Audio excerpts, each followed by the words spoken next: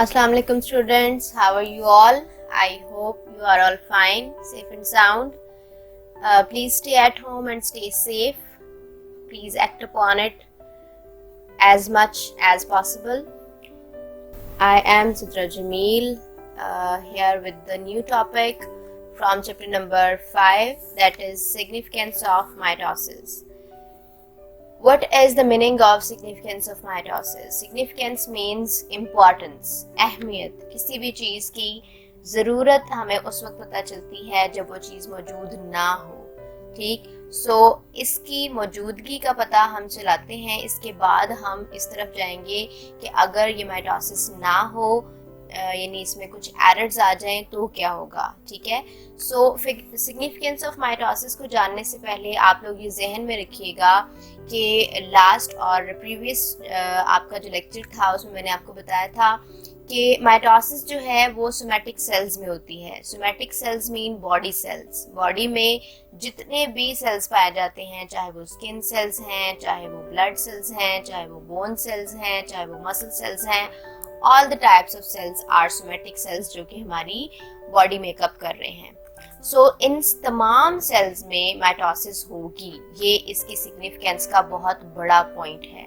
ठीक, अब इन सारे जो आपके सेल्स हैं उसमें माइटोसिस ही क्यों हो रही है?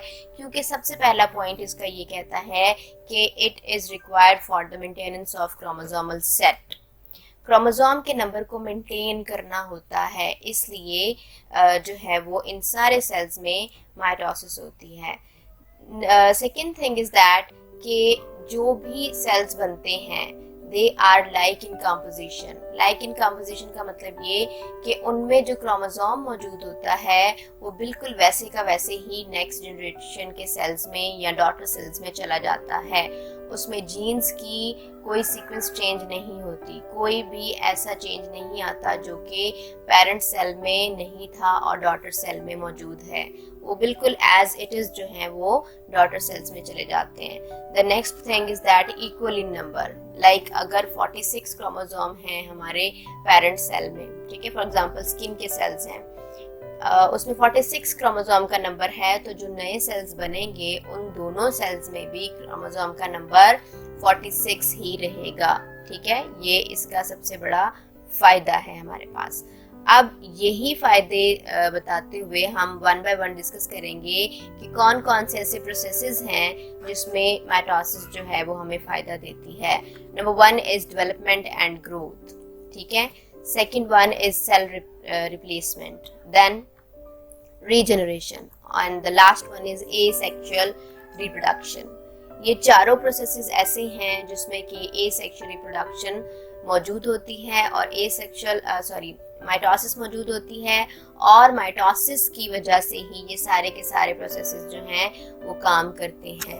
इनको वन बाय वन हम देखते हैं कि किस तरह माइटोसिस इनकी हेल्प करती है. Number 1 is development and growth.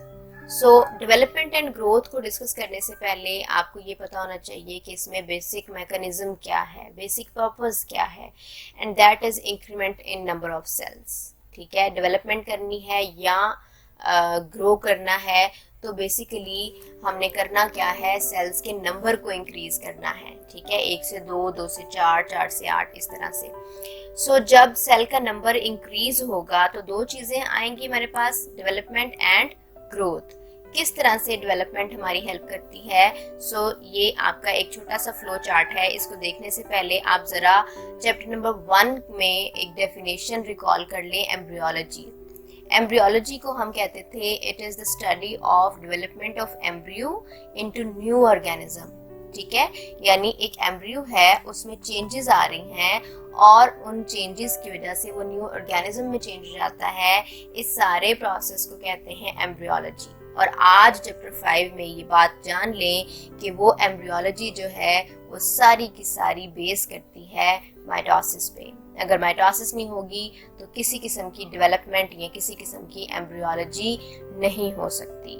जैसा कि किसी भी लिविंग ऑर्गेनिज्म का लाइफ का जो पहला सेल होता है दैट इज कॉल्ड जाइगोट. और ये जाइगोट जो है वो सेक्सुअल रिप्रोडक्शन के जरिए बनता है, यानी मेल और फीमेल के सेल्स को फ्यूज करने से, मिलाने से एक नया सेल बनता है, दैट इज कॉल्ड जाइगोट। और ये जाइगोट में चेंजेस आती हैं, यानी नंबर ऑफ सेल्स इंक्रीज हो जाते हैं। पहले एक सेल है ना, तो ये जाइगोट डिवाइड होता है, बहुत सारे सेल्स बन जाते हैं। तो जो आपके पास फाइनल रिजल्ट आता है दैट इज कॉल्ड एम्ब्रियो। इस एम्ब्रियो में मजीद माइटोसिस होगी और जो चेंजेस आएंगी उनकी वजह से जो चीज़ बनेगी that will be called foetus. और इस फीटस में दोबारा से चेंजेस आएंगी with the help of mitosis, और हमारे सामने क्या आ जाएगा, एक न्यू ऑर्गेनिज्म। तो ये सारे का सारा प्रोसेस जो है वो सिर्फ और सिर्फ माइटोसिस की वजह से होता है। इसी तरह से ग्रोथ है, तो ग्रोथ में भी जो चेंजेस आती हैं वो सारी की सारी माइटोसिस की वजह से हैं। लाइक न्यू बॉर्न बेबी है हमारे पास, और वो with the passage of time जो है वो ग्रो करते करते एक टॉडलर बन जाता है। ठीक है, टॉडलर बनने के पीछे भी माइटोसिस की ही आप कह सकते हैं काविश होती है। और टॉडलर के बाद जैसे ही माइटोसिस होंगी, उसकी बोन्स, उसकी मसल्स और ये सारी प्रोडक्शंस जब होंगी तो वो एक अडल्ट ह्यूमन में कन्वर्ट हो जाएगा। ठीक है, और इसी अडल्ट ह्यूमन में मजीद माइटोसिस होंगी तो वो ओल्ड एज की तरफ चला जाएगा। ठीक है, so this is all about development and growth which is maintained और which is done by mitosis. Next है हमारे पास सेल रिप्लेसमेंट। सेल रिप्लेसमेंट का मतलब ये है कि पुराने सेल्स की जगह किसी नए सेल का आ जाना। अब पुराना सेल जो है वो कोई भी हमारी बॉडी का ऐसा सेल जो कि डैमेज हो सकता है, जो किल हो सकता है, डेड हो सकता है किसी भी वजह से, सो उसकी जगह पे जब तक कोई नया सेल नहीं आएगा तब तक लाइफ प्रोसेसेस कंटिन्यू नहीं कर सकते। सो इस सिलसिले को बरकरार रखने के लिए कि ये सिलसिला लाइफ का प्रोसेस रुक ना जाए, तो सेल रिप्लेसमेंट का एक फंक्शन, एक प्रोसेस अल्लाह पाक ने हमारी बॉडी में रखा है जो क्या कहता है, old cell replaces by new one. कोई भी सेल जो है वो रिप्लेस कर जाएगा एक नए सेल के साथ। ठीक है, जैसे हम कहते हैं स्किन सेल, जिसमें मैंने आपको पहले भी बताया था कि एपिथेलियल सेल्स मौजूद होते हैं, और ये एपिथेलियल सेल्स जो हैं वो कभी भी G0 फेज में नहीं जाते। प्रीवियस लेक्चर में आपको बताया था मैंने कि G0 फेज में नहीं जाते, इट्स मीन रेस्टिंग फेज में नहीं जाते। जैसे ही वो प्रोड्यूस होते हैं ग्रो करके डिवाइड कर जाते हैं बाय माइटोसिस। ठीक, इसी तरह से हम कहते हैं डाइजेस्टिव ट्रैक्ट, यानी आपके माउथ से एनस तक जो आपका सिस्टम मौजूद है that is called digestive tract. और इसको मेंटेन रखने के लिए, या आप कह सकते हैं कि इसके लाइफ प्रोसेसेस को मेंटेन रखने के लिए कोई भी इसका पार्ट माउथ से एनस तक, ये सारा आप लोगों ने 7th क्लास में पढ़ा हुआ है। माउथ है, फेरिंग्स है, आपके फूड पाइप में नेक्स्ट एसोफेगस आ जाता है, स्टमक है, स्मॉल इंटेस्टाइन है, लार्ज इंटेस्टाइन है, इन सब की मेंटेनेंस के लिए जो है वो माइटोसिस रिक्वायर होती है। अगर कोई भी सेल डैमेज हो जाए तो रिप्लेसमेंट के लिए माइटोसिस आ जाती है। नेक्स्ट है हमारे पास जो बहुत वेल फैमिलियर हैं सेल रिप्लेसमेंट के हवाले से, that are red blood cells. Red blood cells बहुत सारे लोगों को ये बात पता है कि उनका लाइफ स्पैन जो है वो 4 मंथ्स होता है, यानी 120 डेज। आज जो सेल मौजूद है, रेड ब्लड सेल्स जो मौजूद हैं, वो 120 डेज के बाद डाई हो जाते हैं। ठीक, और जब वो डेड हो जाएंगे तो उनकी जगह पे नए सेल्स आ जाएंगे with the help of mitosis. Next है हमारे पास रीजनरेशन। सो री का मतलब होता है again and again, and generation का मतलब प्रोडक्शन। सो हम ये कहेंगे कि रीजनरेशन को अगर डिफाइन किया जाए तो it's a production again and again, और again and again production of what? This is the again and again production of parts of the body, some specific part of the body, and it is found in some specific organism. ठीक है, सब में ये नहीं होती, कुछ ही ऐसे organisms हैं जो कि जैसे ही उनके body parts, सेल की बात नहीं कर रही, जिनके body parts पूरे के पूरे अगर डैमेज हो जाएं, रिमूव हो जाएं, कट कर जाएं, तो वो दोबारा से जनरेट हो जाते हैं। फॉर एग्जांपल हम ये कहते हैं कि जो भी नया सेल या नया पार्ट बनेगा वो बनेगा तो सेल्स की वजह से ही ना, तो जो नए सेल्स आएंगे वो सिर्फ और सिर्फ माइटोसिस की वजह से आएंगे। For example sea star. Starfish आपको पता है स्टार शेप की होती है, स्टार की तरह ही उसकी आर्म्स होती हैं, और वो आर्म्स में से अगर कोई एक आर्म जो है वो कट जाए तो वो रीजनरेट कर जाती है, वो दोबारा से बन जाती है with the help of mitosis. इसी तरह से आपने घरों में भी देखा होगा, लिजर्ड जो है, अगर लिजर्ड की टेल कट जाए, ठीक है, कुछ बच्चे उसको शरारतन भी काट देते हैं सिर्फ ये देखने के लिए कि वाकई रीजनरेशन होती है या नहीं। सो बिल्कुल ऐसा है, अगर उसकी टेल कट जाए तो आप थोड़े दिन के बाद देखते हो कि उसकी टेल जो है वो दोबारा जनरेट होना या ग्रो करना शुरू कर देती है with the help of mitosis. The last one is asexual reproduction. Reproduction मैंने आपको इस चैप्टर के स्टार्ट में बताया था कि रिप्रोडक्शन का मतलब होता है जनरेशन ऑफ न्यू ऑर्गेनिज्म और जनरेशन ऑफ न्यू ऑफस्प्रिंग्स भी कह सकते हैं, ठीक है। सो नई जनरेशन या नई नस्ल बनाने के लिए जो प्रोसेस किया जाता है दैट इज रिप्रोडक्शन। और अभी हमने पिछले स्लाइड्स में ये डिस्कस किया था कि जाइगोट बनने के लिए मेल और फीमेल के सेल्स रिक्वायर होते हैं, दैट इज सेक्सुअल रिप्रोडक्शन। लेकिन एसेक्सुअल रिप्रोडक्शन में ऐसा नहीं होता। होता क्या है जी, asexual reproduction actually new organism की ही आप कह सकते हैं प्रोडक्शन को डिस्कस करते हैं हम, लेकिन इसमें सिर्फ एक पेरेंट इन्वॉल्व है। जैसे मैंने भी आपको बताया कि जो सेक्सुअल रिप्रोडक्शन है उसमें 2 और एसेक्सुअल में सिर्फ एक ही पेरेंट इन्वॉल्व होता है और उससे जो है वो नया ऑर्गेनिज्म बन जाता है। और जो भी नए ऑर्गेनिज्म बनते हैं they are very identical to each other according to their genetic makeup, ठीक है। जैसे एसेक्सुअल रिप्रोडक्शन जो है वो एक्चुअली माइटोसिस की वजह से ही हो रही है। तो माइटोसिस में हमने स्टार्ट में ही कहा था कि जो नए सेल्स माइटोसिस बनाती है वो लाइक इन कंपोजिशन होते हैं, ठीक है, यानी उनके क्रोमोसोम जो है वो बिल्कुल सेम होता है और उनका नंबर भी जो है वो बिल्कुल सेम ही रहता है, जिसको हम कहते हैं जेनेटिकली आइडेंटिकल। इसमें एग्जांपल है हमारे पास हाइड्रा की।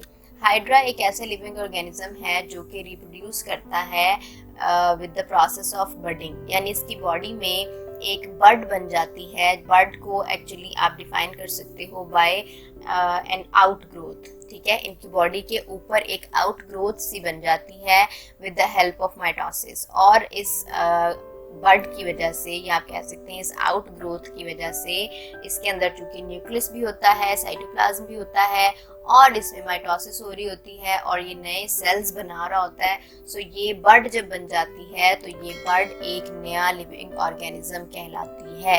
ये बड के पास 2 चांसेस होते हैं, 2 अपॉर्चुनिटीज होती हैं कि या तो ये अपने पेरेंट से डिटैच हो जाए और फ्री लिविंग अपनी ज़िंदगी गुजारे, या फिर ये अपने पेरेंट के साथ ही अटैच रहती है और एक कॉलोनियल फॉर्मेशन बना लेते हैं, ठीक।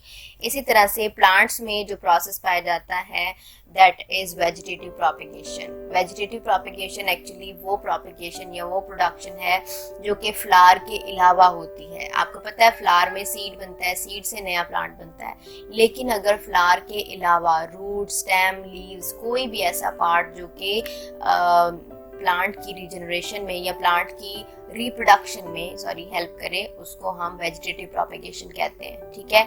फॉर एग्जांपल कटिंग की एग्जांपल जो है वो कलमकारी भी इसको कहते हैं उर्दू में, और ये वेल फेमिलियर है इन द रोज, ठीक है। रोज प्लांट में हम क्या करते हैं, उसके स्टेम को काटते हैं, ठीक है, that is called a cutting, और दैट इज उर्दू में इसको कहते हैं, ये एक कलम काट ली हमने और उस कलम को हम सॉ कर देते हैं कहीं पे भी, अपने गार्डन में, किसी गमले में, और वो जो आपके पास कटिंग है वो स्टेम वो एक नए प्लांट के तौर पर हमें फ्लावर देना शुरू कर देता है। This is asexual reproduction. Next है हमारे पास एरर्स इन माइटोसिस। मैंने आपसे कहा था कि जब तक कोई चीज़ एब्सेंस नहीं होगी उसकी, तब तक हमें उसकी सिग्निफिकेंस भी पता नहीं चलेगी।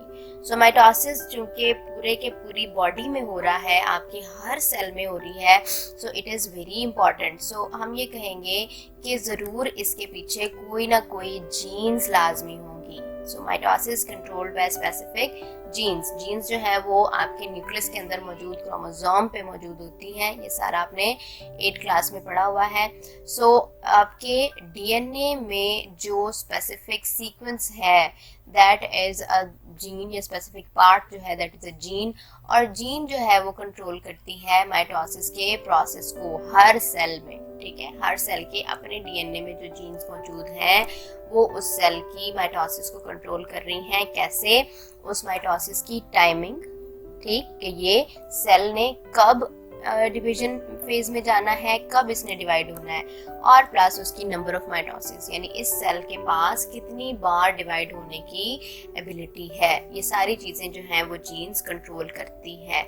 लेकिन अगर उस जीन में कोई चेंज आ जाए तो that change will be called mutation in gene. ये म्यूटेशन जो है ये बायोलॉजिकल टर्म है और इसका मतलब ये होता है change in the sequence of DNA, ठीक है। अगर इस जीन में कोई चेंजेस आ जाएं तो फिर माइटोसिस की ना तो टाइमिंग प्रॉपर रहती है और ना ही नंबर प्रॉपर रहता है। तो फिर जो चीज़ सामने आती है that is abnormal cell formation. Cell divide होते जाते हैं, एबनॉर्मली डिवाइड हो रहे हैं, इसलिए नंबर ऑफ सेल्स आपके सामने आते हैं, that will be called a tumour, ठीक है। कैंसर फॉर्मेशन की तरफ ये चला जाता है और ये ट्यूमर जो है वो दो तरह से हमारी लाइफ को आप कह सकते हैं डिस्टर्ब करता है। There are two types of tumour as you can see, benign tumour and malignant tumour. Benign tumour वो ट्यूमर होते हैं that remain in original location, यानी जहाँ पे ट्यूमर बना है वो वहीं पे रहता है, यानी किसी एक ऑर्गन में बना है तो वो उसी ऑर्गन को सिर्फ अफेक्ट करता है, और अगर उस ट्यूमर को रिमूव कर दिया जाए अर्ली स्टेजेस में तो वो कोई नुकसान नहीं देता।